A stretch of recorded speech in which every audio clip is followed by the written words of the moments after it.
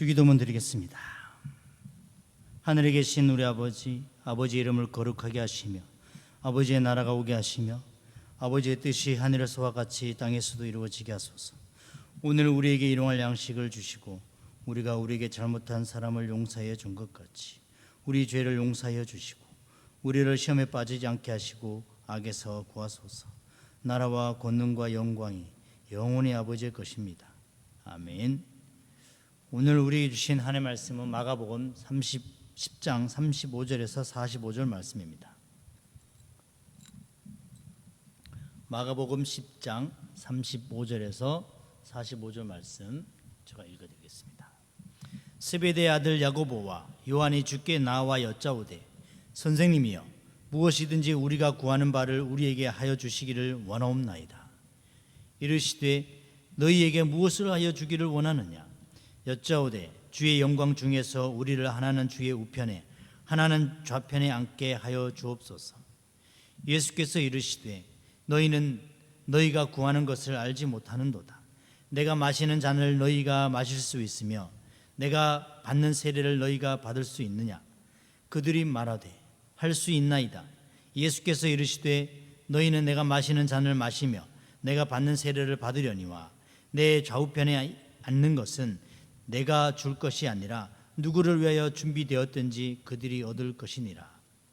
열 제자가 듣고 야고보와 요한에 대하여 화를 내거늘 예수께서 불러다가 이르시되 이방인의 집권자들이 그들을 임의로 주관하고 그 고관들이 그들에게 권세를 부리는 줄을 너희가 알거니와 너희 중에는 그렇지 않을지니 너희 중에 누구든지 크고자 하는 자는 너희를 섬기는 자가 되고 너희 중에 누구든지 으뜸이 되고자 하는 자는 모든 사람의 종이 되어야 하리라. 인자가 온 것은 섬김을 받으려 함이 아니라 도리어 섬기려 하고 자기 목숨을 많은 사람의 대속물로 주려 함이니라. 아멘. 하나님 감사합니다. 오늘 마가복음 10장을 통해서 예수님을 따르는 자들의 각오가 무엇인지 밝히 알게 하여 주시옵소서. 예수님 이름으로 기도드립니다. 아멘. 예수님의 죽으심과 부활을 기억하며 우리는 오늘 주일 예배에 왔습니다. 나의 죄를 돌아보고 그리스도인으로서 내가 제대로 살아왔는지 살펴보는, 그리고 각오하는, 다시 각오하는 시간이 바로 이 예배입니다. 하지만 주일 예배가 되면 이런 분들도 있습니다. 찬송가가 시작되면 처음에는 괜찮지만 10분이 지나면 잠이 드는 분들이 있습니다. 또 어떤 10대 청소년은 부모님과 멀찌감치 떨어져서 뒤에 앉아서 만화책을 보는 친구도 있습니다.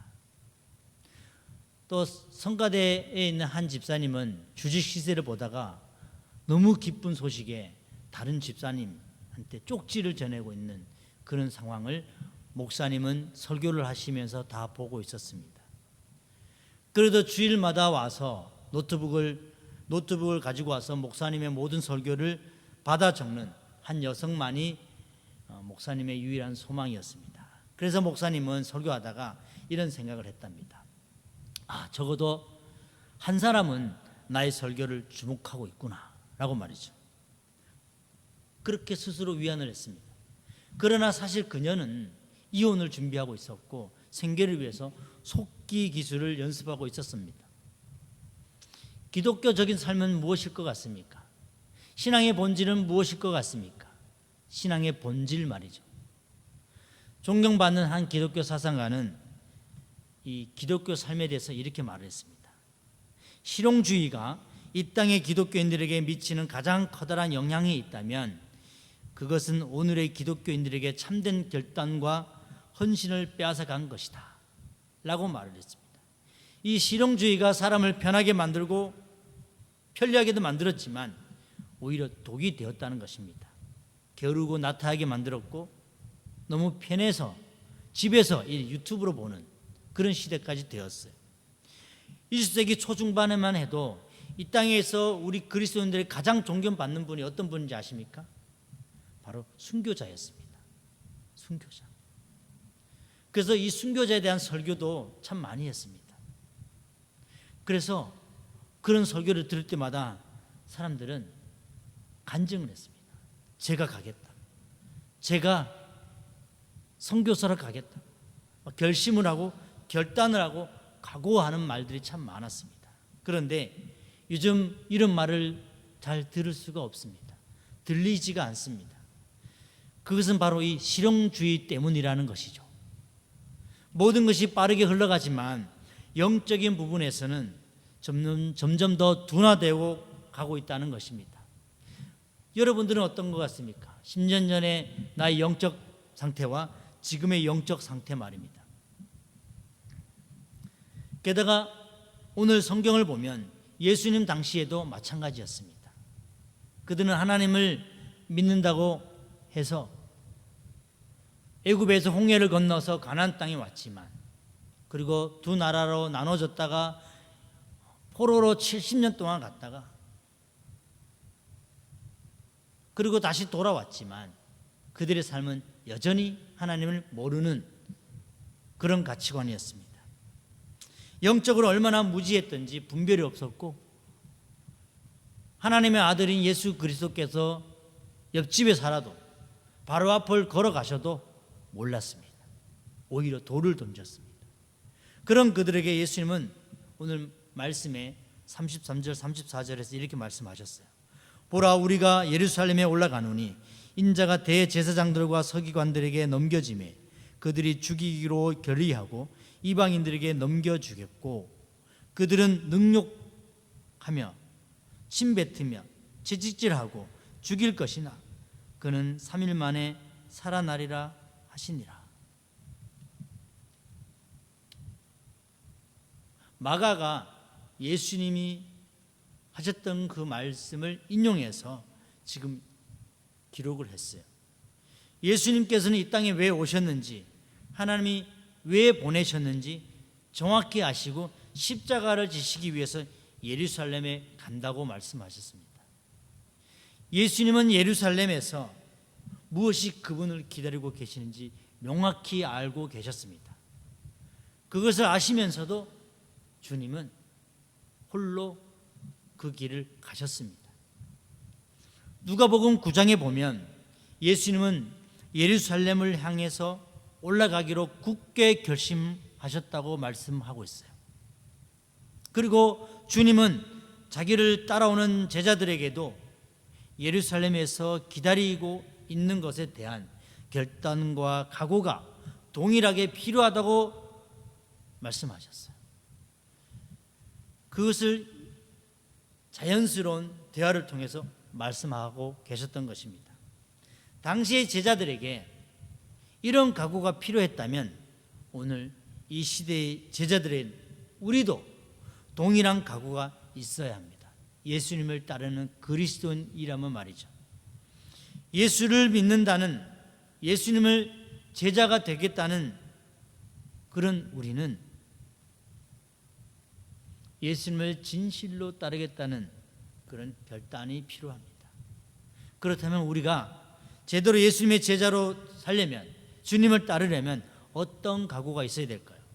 오늘 그 본문이 말씀하고 있는데, 첫 번째가 세속적 영광을 포기할 각오가 있어야 된다는 겁니다. 세속적 각오. 교회 다니면서 주식도 투자해서 주식도 해서 돈을 벌고, 부동산에서 돈을 벌고, 자녀를 또 서울대 가고 얼마나 좋습니까? 축복받고. 하지만 그 가운데 세속적 영광을 포기할 각오가 있어야 된다는 거죠. 하나님의 사람들에게 있어서 공통된 사실이 있다면 그것은, 그 하나는 이 마음을 비운 사람들입니다. 누가 말이죠? 제자들 말이죠. 하나님의 사람들의 공통점이 이 마음을 비운다는 거예요. 욕심을 비운다는 겁니다. 그게 예수 믿는 사람들의 공통점이에요. 예수님은 친히 마음을 비운 그런 분이셨어요. 빌립보에서 이렇게 기록하고 있어요. 빌립보서 2장 5절에서 8절을 보시면, 너희 안에 이 마음을 품으라. 곧 그리스도 예수의 마음이니 그는 근본 하나님의 본체시나 하나님과 동등됨을 취할 것으로 여기지 아니하시고 오히려 자기를 비워 종의 형체를 가지사 사람들과 같이 되셨고 사람의 모양으로 나타나사 자기를 낮추시고 죽기까지 복종하셨으니 곧 십자가에 죽으심이라. 예수님은 자기를 비우셨다고 합니다. 마음을 비우셨다 합니다. 모든 것을 비웠다는 거예요. 모든 영광을 포기하셨습니다. 그래서 주님을 따르는 자는 자기의 마음을 비우지 않으면 이 세속적 영광을 언제든지 가지려고 합니다.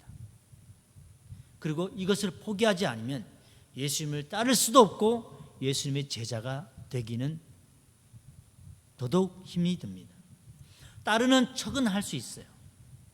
하지만 그의 가치관은 여전히 세속적이기 때문에 그의 말을 통해서도 세속적인 말이 나오고 그의 행동을 통해서도 세속적인 것이 나오기 때문에 도무지 변화되지 않습니다. 이미 그는 가치관이 자기 중심적인 가치관으로 가지고 있기 때문이죠. 예수님께서 세례 요한을 그토록 높이 평가한 이유가 있습니다. 그것은 철저하게 마음을 비운 사람이었기 때문이에요. 100년 전에 이 땅에서 처음 예수를 믿었던 사람들에게는 두 가지 중요한 동기가 있었다고 합니다. 그 첫 번째가 사회개혁적 비전을 가진 사람들이었어요. 사회를 개혁하겠다는 비전을 가진 사람들. 누가요? 예수를 믿는 사람들이 말이죠. 엘리트 지식층에서는 기독교를 믿으면 역사도 사회도 개인도 새로워질 것이다는 이런 사회개혁적 비전을 가지고 기독교를 참여했습니다. 그러나 요즘은 이것이 정치에 참여돼가지고 나라를 바꾸려고 하고 비판하려고만 하고 있어요. 그러나 이런 사람들은 소수였습니다. 대다수의 사람들은 예수 믿고 구원받기 위해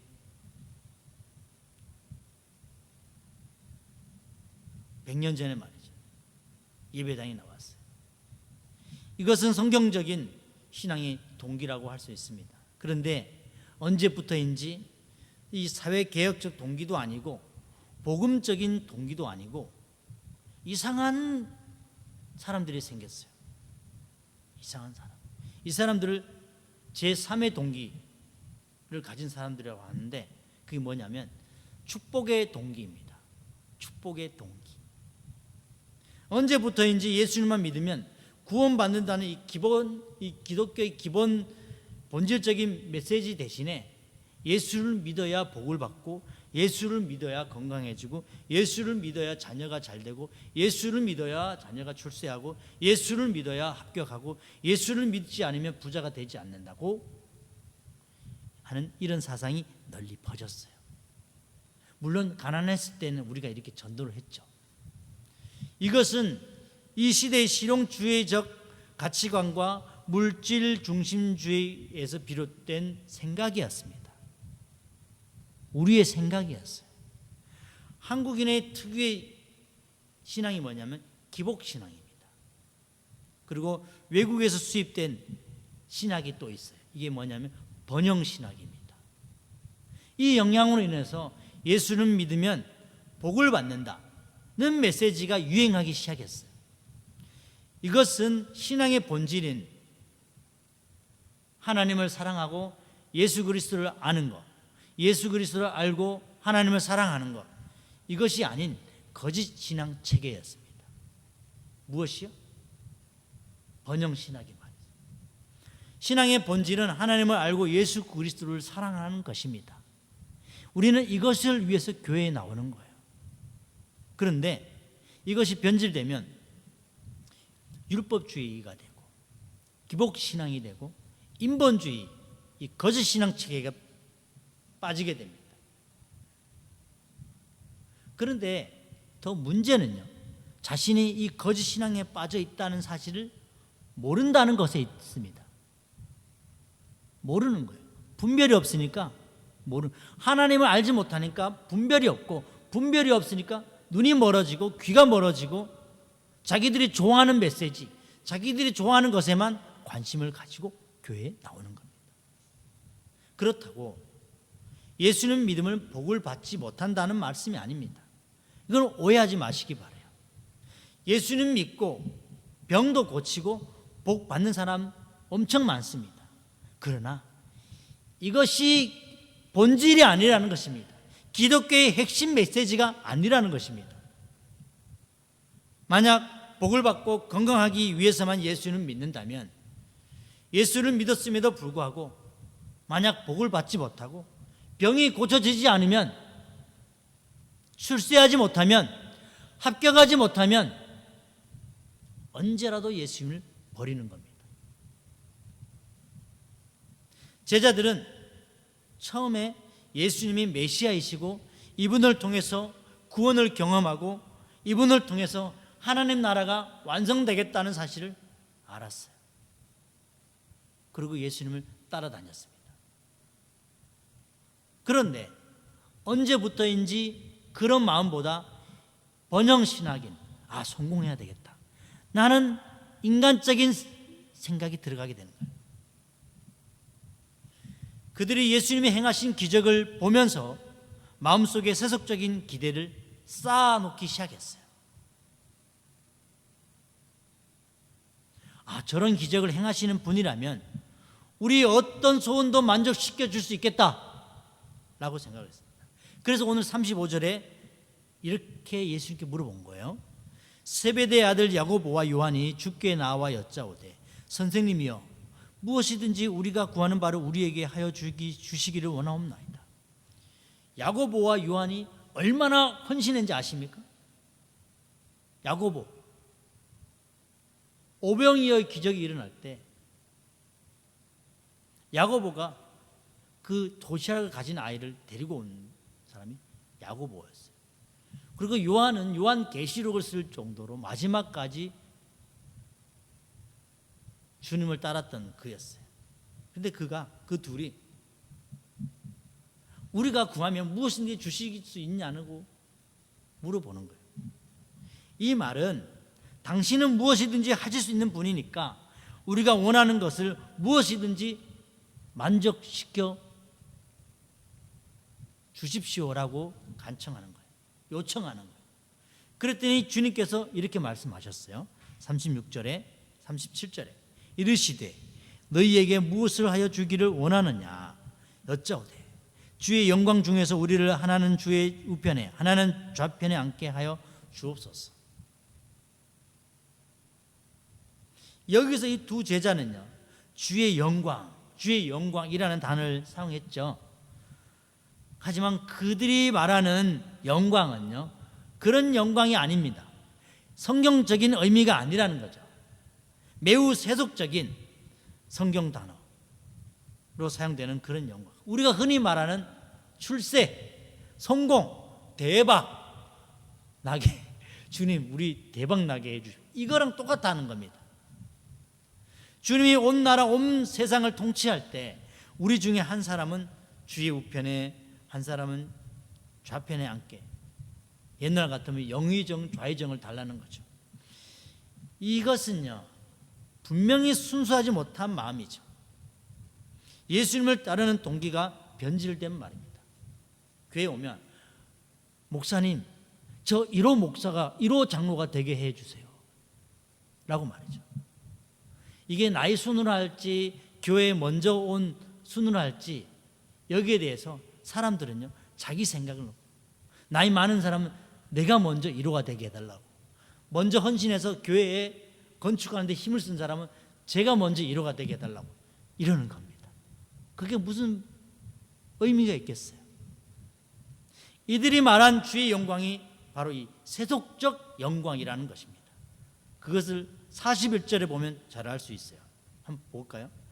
10 제자가 듣고 야고보와 요한에 대하여 화를 내거든. 그들이 왜 화를 냈겠습니까?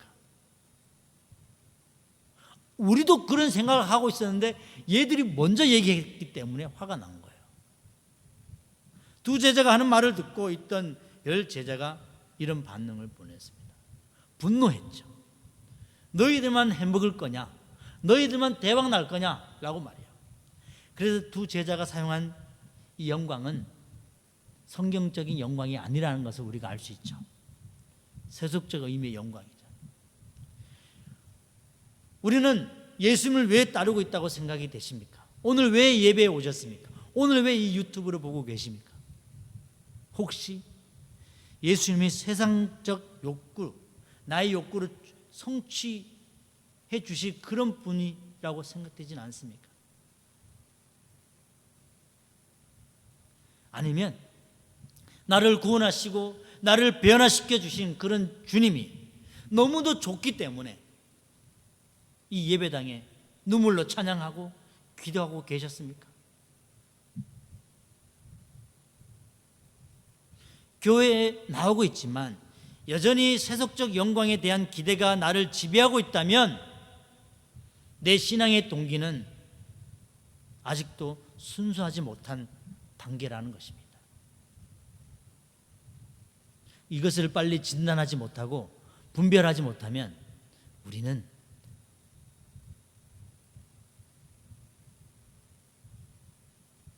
마지막에 어떻게 될지 모릅니다. 그 신앙은 거짓 신앙 체계이기 때문에 주님은 그런 사람을 모른다고 하셨어요. 모른다고 하셨다는 의미가 무엇인지 한번 곰곰이 생각해 보시기 바랍니다. 제자들의 이런 요청을 들으신 주님은 직접적으로 그들의 요청을 지지하거나 격려하는 말씀을 전혀 하지 않으셨어요. 사랑하는 제자들이 순수하게 자신을 따르기를 원하셨던 주님은 오늘 우리에게도 순수한 동기를 원하십니다. 그저 주님만 사랑하고 이 자리에 오는 것. 오늘 예수님을 따르는 우리는 예수님이 너무 좋아서, 주님의 은혜가 너무 커서 제자가 되어야 됩니다. 세속적 영광에 대한 기대를 내 신앙의 목적으로, 내 신앙의 방법으로 사용해서는 구원받을 수 없습니다. 그러니까 좁은 문인 거예요. 그러니까 예수님의 제자가 되는 건 좁은 길인 거예요. 또 예수님을 따르려면 두 번째 각오가 뭐냐면요, 섬김을 각오해야 됩니다. 섬김을 각오. 교회에 오면 막 지적하고 판단하기보다 무엇이 부족한가, 내가 무엇을 도와도, 우리 교회에 뭐가 필요할까, 나는 어떤 마음으로 예배를 드려야 될까, 10분 전에 갈까 30분 전에 갈까, 딱 맞춰서 갈까 조금 늦게 갈까, 막 그런 생각 말이죠. 섬김의 각오를 가지고 교회를 나오셔야 됩니다.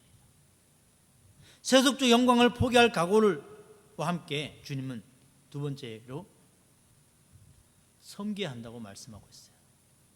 제자들이 걸어가야 하는 길은 결코 지배자의 길도 아니고 리더의 길도 아니라 종의 길이고 섬기는 길입니다. 우리가 예수 믿고 제자가 되었습니까? 제가 다시 여쭤보겠습니다. 우리가 예수님 믿고 제자가 되었습니다 라고와 우리가 예수님 믿고 제자가 되었습니까? 너무나 다릅니다.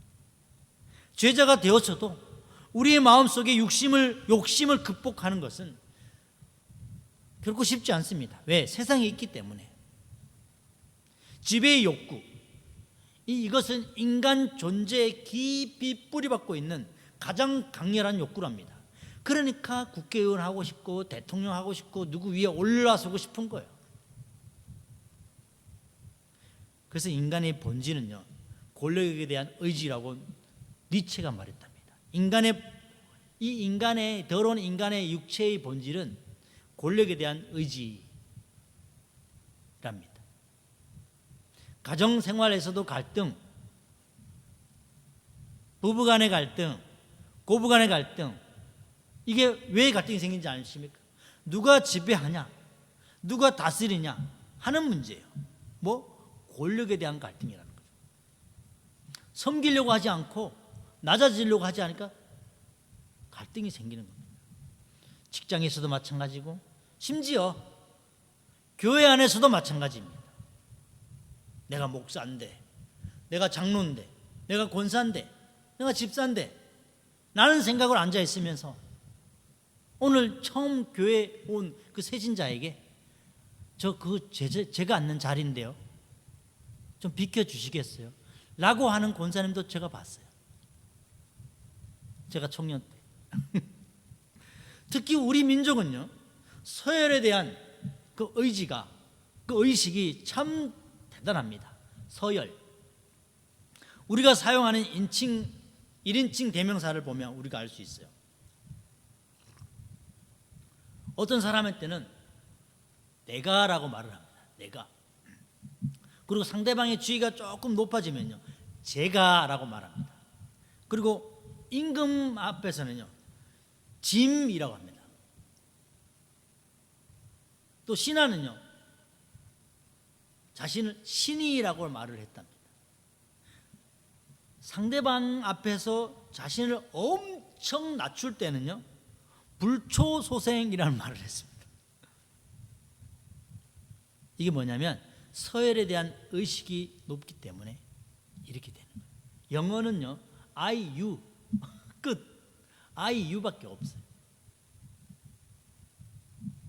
주님은 자신을 따르는 제자들만은 이런 서열이 아니라 상하 계급 의식이 아니라 섬기는 자가 되어야 된다 라고 말씀하셨어요. 그럼 책임 있는 자리가 아예 없어야 될까요? 그건 아닙니다. 섬기는 것과 책임은 다른 거예요. 주님께 영광이 되도록 일하기 위해서는 책임 있는 자리는 꼭 필요합니다.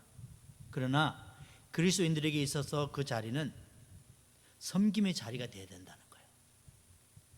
교회에서 내가 어떤 직분을 받았다, 그럼 섬기는 자세로 1년 동안 봉사하는 겁니다.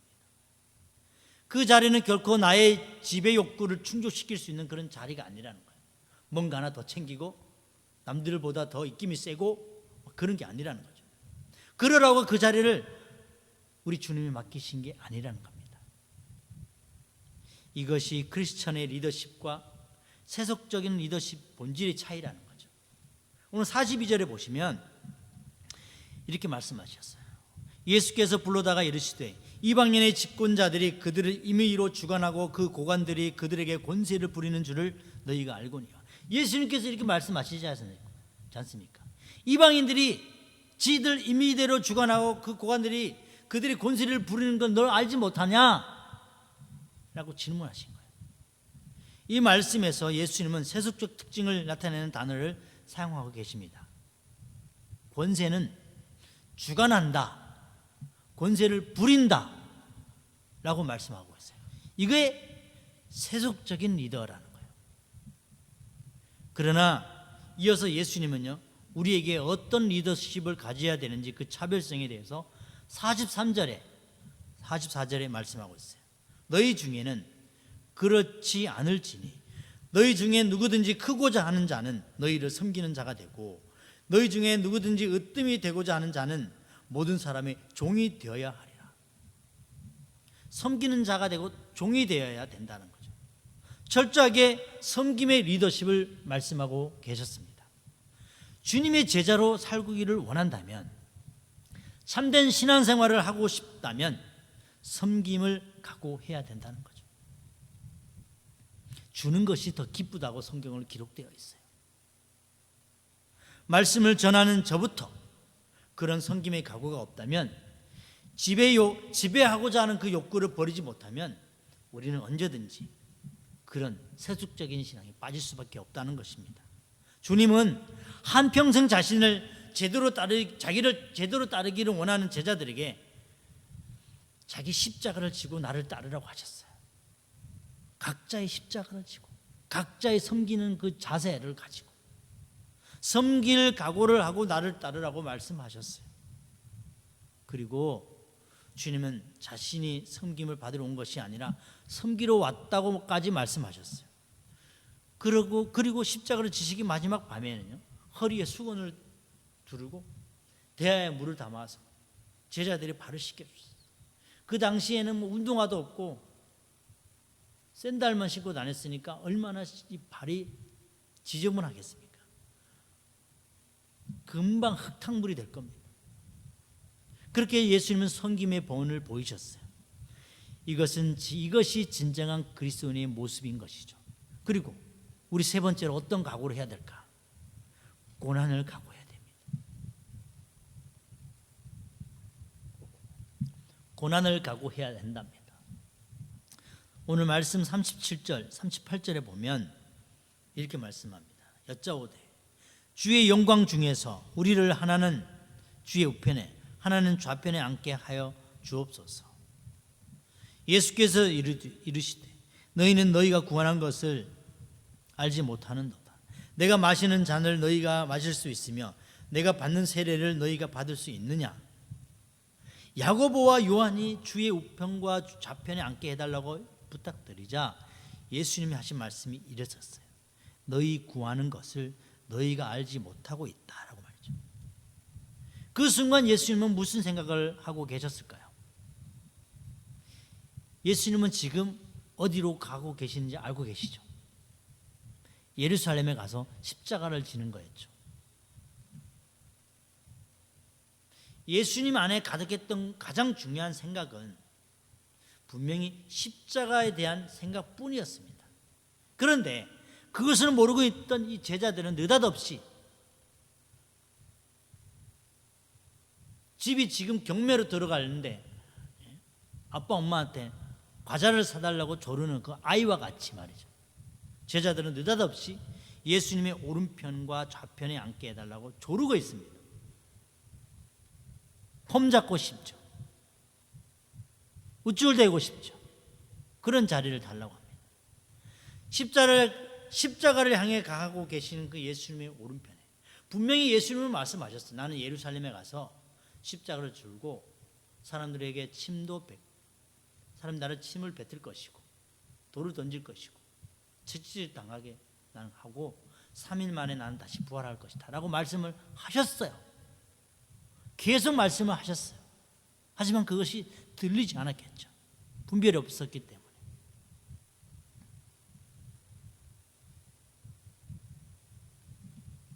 그들은요 누구 반도 못한지 아십니까? 예수님의 십자가 옆에 달렸던 그 강도보다도 못했어요.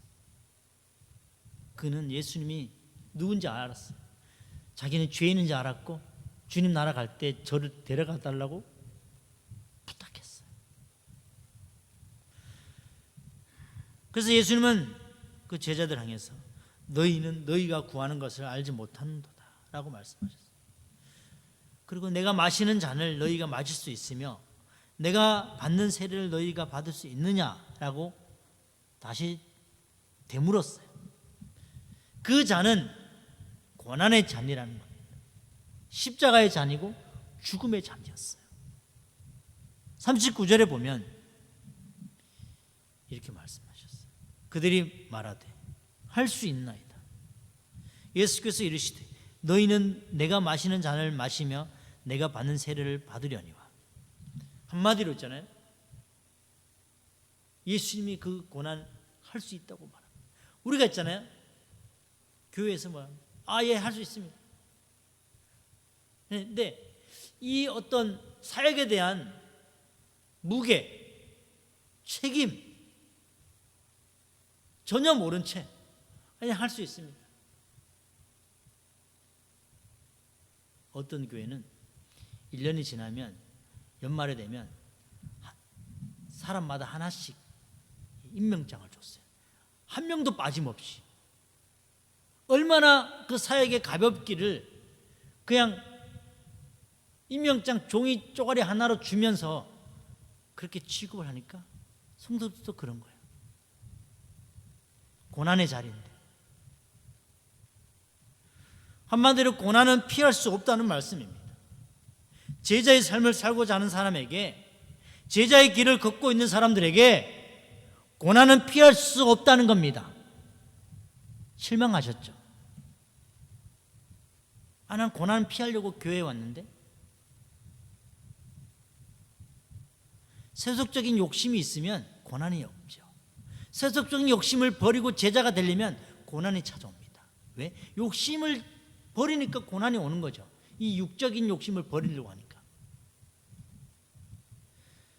진정 우리가 섬김의 길을 간다면 우리는 고난의 길을 선택해야 됩니다. 고난이 없이 어떻게 섬기는 자리까지 갈 수 있겠습니까? 땀 흘리는 수고 없이 우리 옷소매에 흙을 묻히지 않은 채 어떻게 섬길 수 있겠습니까? 진지한 섬김을 구하는 사람들에게 주님은 고난이란 피할 수 없는 과정이라고 말씀하고 계십니다. 그러나 그들은 할 수 있대요. 고민하지도 않고 할 수 있답니다. 근데요, 우리가 모르는 것이 있다면 고난만 당하고 끝나는 것이 아니라는 거예요. 예수님께서 십자가에서 죽으시고 부활하지 않으셨다면 우리가 왜 이 자리에 나와서 예배를 드리겠습니까? 그 고난의 끝이 아니고 부활이 있기 때문에 말이죠. 그것을 믿기 때문에, 우리는 죽고 다시 부활하는 것을, 부활이 한다는 것을 믿기 때문에 나오는 거 아닙니까? 주님은 고난 후에 얻을 영광에 대해서도 40절에 이렇게 말씀하셨어요. 내 좌우편에 앉는 것은 내가 줄 것이 아니라 누구를 위하여 준비되었든지 그들이 얻을 것이니라. 너희 믿음대로 얻을 수 있다는 겁니다. 누구를 위하여 준비되었든지 그 믿음대로 얻을 것이다 라고 예수님은 말씀하고 있어요. 이 땅에 사는 날 동안 그리스도인으로서 얼마나 잘 살아내고 왔는지 그 열매에 따라서 얻을 수 있다는 겁니다. 이 제자들의 이 질문 있잖아요. 영적으로도 육적으로도 해석할 수 있지만 영적으로도 우리가 볼 수 있어요. 주님 나라에 갔을 때 그것 또한 우리가 이 땅에서 얼마나 많은 열매를 맺었는가. 신앙의 선배들이 고난을 이길 수 있었던 가장 중요한 원천이 뭔지 아십니까? 고난 저편에 영광이 있었기 때문에, 부활이 있다는 것을 믿었기 때문에 기꺼이 순교할 수 있었던 겁니다. 지금 당장 그 영광이 나에게 오지도 않고 보이지도 않는데 상관없으셨어요. 고난의 저편에 영광이 있다는 것을 믿었기 때문에 내 눈물, 내 희생, 내 고난, 내 순수한 동기를 아시는 주님께서 하늘의 영광으로 나를 기억하고 계시다는 사실을 믿기 때문에 그 고난을 기꺼이 극복할 수 있었던 겁니다. 제가 얼마 전에 빠친코 영화를 봤어요. 한 여성의 일대기를 그린 영화인데 1930년부터 1980년대까지 그린 영화였어요. 그 여성이 좋아하는 한국 남자가 있었는데 그 여자가 무역을 하는 사람이었어요. 그래서 서로 호감이 있었어요. 그래서 아기까지 가지게 되었죠. 근데 이 남자가 유부남이었어요. 유부남인데 자기 이제 후처로 오라는 거예요. 근데 이 여자가 어떤 걸 선택했는지 아십니까? 싫다고 했어요. 그리고 평양에서 그 비 오는 날 배를 타고 와서 죽을 똥 살 똥 부산까지 온 한 전도사, 그분을 엄마와 함께 어렵게 살려냈어요. 근데 살려내고 며칠 동안 깨지 않다가 깨어났는데 옆방에서 엄마와 딸이 하는 대화를 들었어요. 그 딸이 엄마한테 얘기했죠. 아기 가졌다고. 그러니까 엄마가 어떡하냐. 게다가 그 아빠가 유부남이라는 거예요. 둘이서 그렇게 울고 있는 거를 이 전도사님이 듣고 있다가 일어나서 그 여성의 그날 말이죠. 일본에 갈 텐데 나의 부인이 되어줄 수 있겠냐라고 했어요. 그래서 선택해서 일본으로 간 거예요. 그 일본에서 복음의 가정을 만들어내고 자녀들을 믿음으로 자라게 했어요. 그 일본 땅에서 악착까지 살아냈어요. 선택이죠.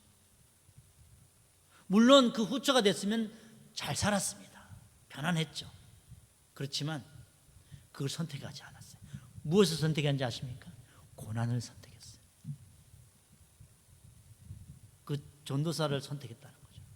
그 전도사님이랑 결혼하는데 그 전도사님이 목사님한테 가서 이제 결혼 승낙 받으려고 하는데 그 목사님이 둘을 보니까 너무 애처로운 거예요. 할 수 있겠냐고. 이 하나님도 모르는 그녀에게 너가 하나님을 잘 믿을 수 있겠냐? 이 사람은 하나님만 믿는 사람인데 너는 하나님도 모르는데 넌 잘 믿을 수 있겠냐? 했을 때 그녀가 뭐라 하는지 아십니까? 네, 할 수 있습니다 했어요. 그녀가 그냥 가볍게 할 수 있습니다 했겠어요? 아니에요.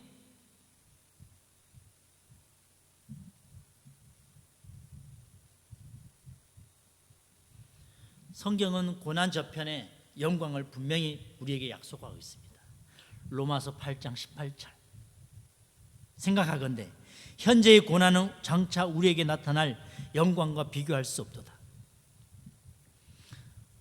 고난은 장차 우리에게 나타날 영광과 비교할 수 없다 라고 말씀하고 있어요.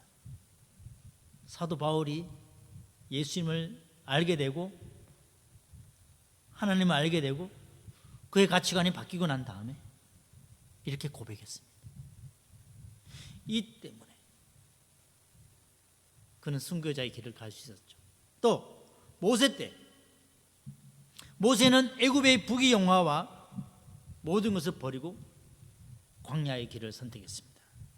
그의 믿음에 대해서 히브리서에서 이렇게 기록하고 있어요. 11장 26절에 그리스도를 위하여 받는 수모를 애굽의 모든 보화와 더 큰 재물로 여겼으니 이는 상 주심을 바라봄이니라. 모세가 바로의 공주의 아들이라 칭함을 받고 왕자로 살았더라면 얼마나 많은 것을 얻었겠습니까? 자기가 히브리라는 것을 알고 나서는 존재에 대한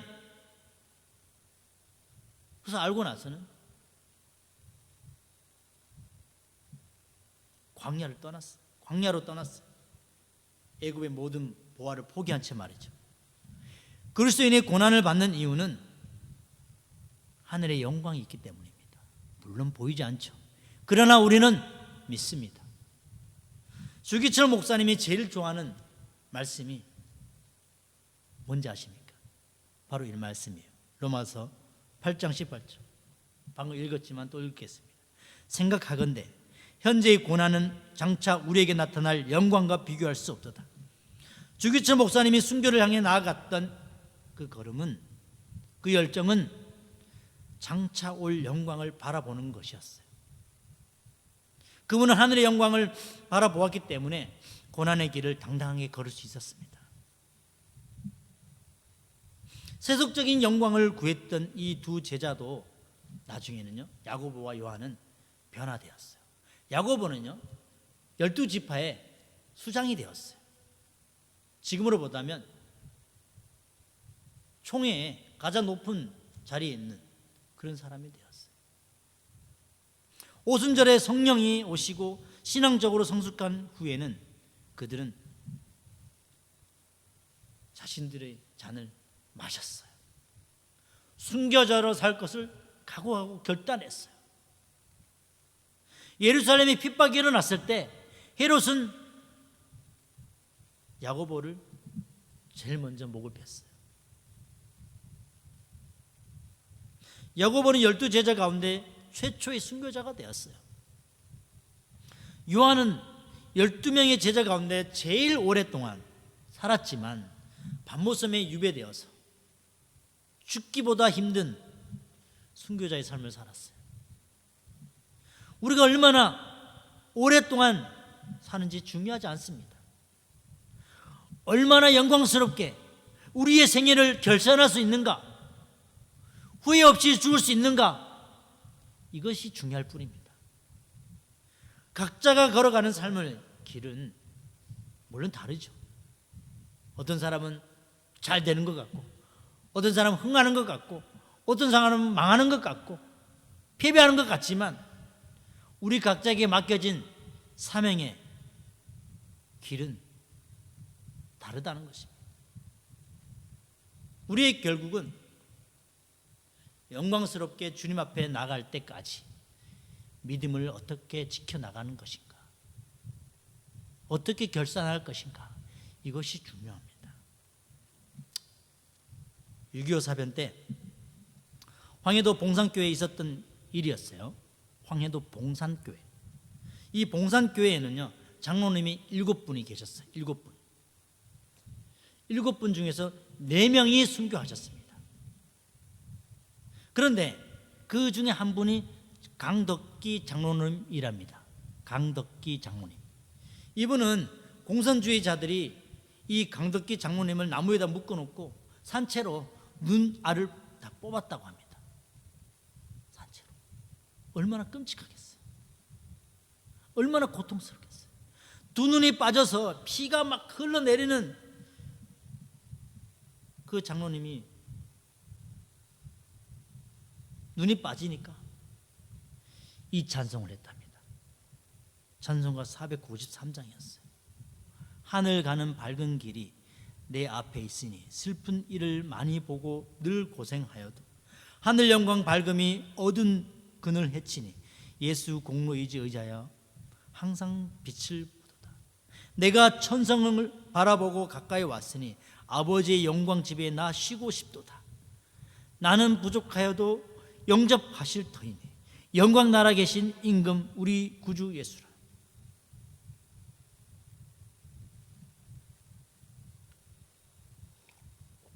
그 당시에 음식을 전폐하고 주의 제단 밑에서 기도만 하던 그 장로님에게 무슨 힘이 있었겠습니까? 게다가 눈알도 뽑혔는데. 그런데 그때 천사같이 빛이 나고 찬송이 아름답게 흘러나왔어요. 나중에 인민군들이 후퇴하면서 성전에 들어와서 그 장로님의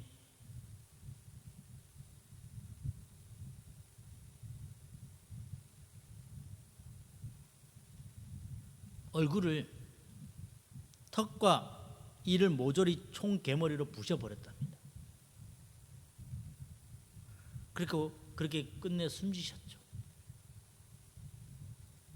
나중에 국군이 북한 땅으로 진격했을 때 도망가지 못한 그 공산당이 잡혔어요.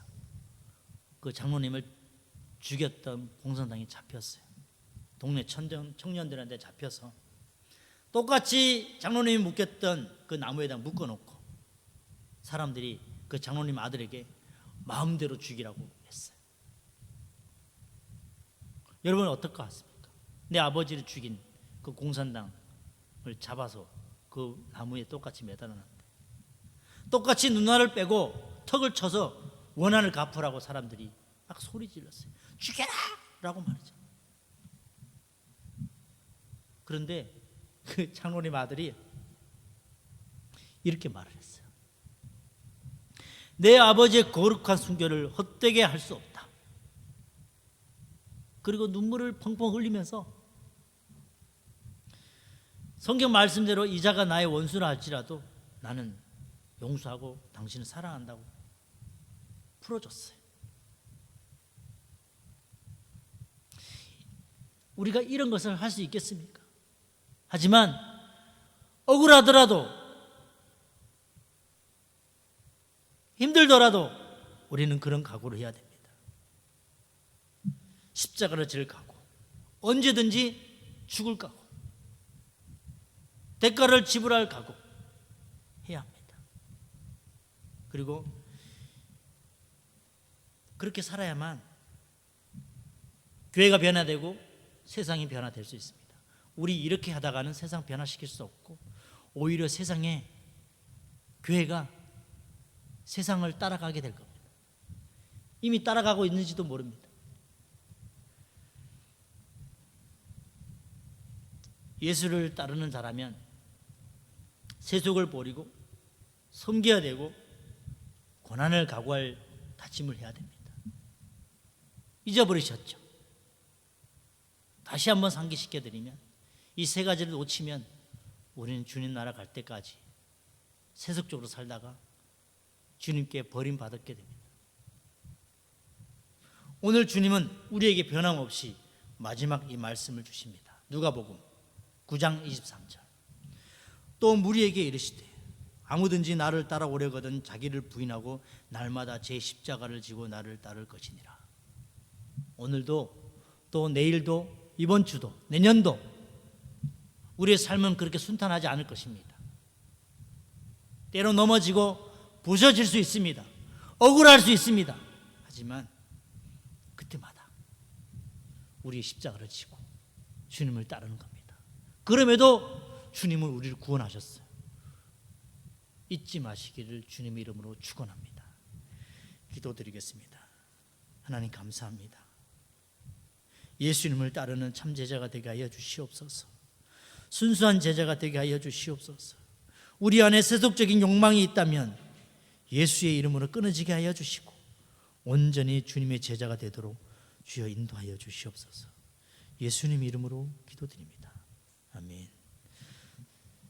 사도들의 신앙 고백 드리겠습니다. 나는 전능하신 아버지 하나님 천지의 창조주를 믿습니다. 나는 그의 유일하신 아들 우리 주 예수 그리스도를 믿습니다.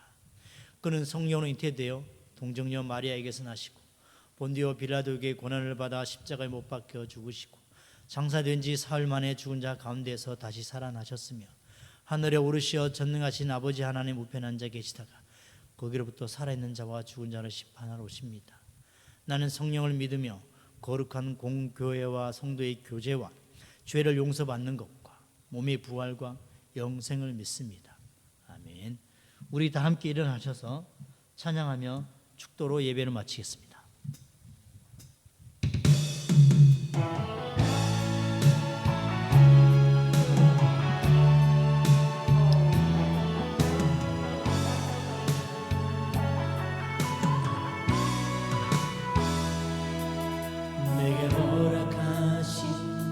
시련을 통해 내 믿음도 강하게 자라나고 험한 산과 골짜기 지나는구나 주께 더 가까이 나를 이끄시네 내가 겪는 시험이 어렵고 힘겨워도 내 주님보다 크지 않네 내 앞에 바다가 갈라지지 않으면 주가 나로 바다 위 걷게 하리 나는 믿네 주의 능력으로 내 삶 새롭게 되리 나는 믿네 주의 능력으로 담대히 나가리라 주와 함께 싸워 승리하리라 날마다 믿음으로 나 살아가리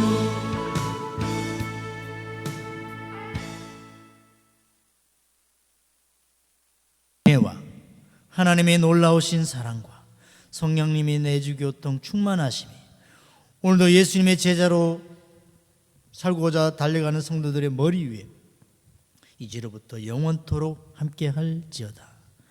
아멘. 예배를 마쳤습니다. 한 주간 승리하시기 바랍니다.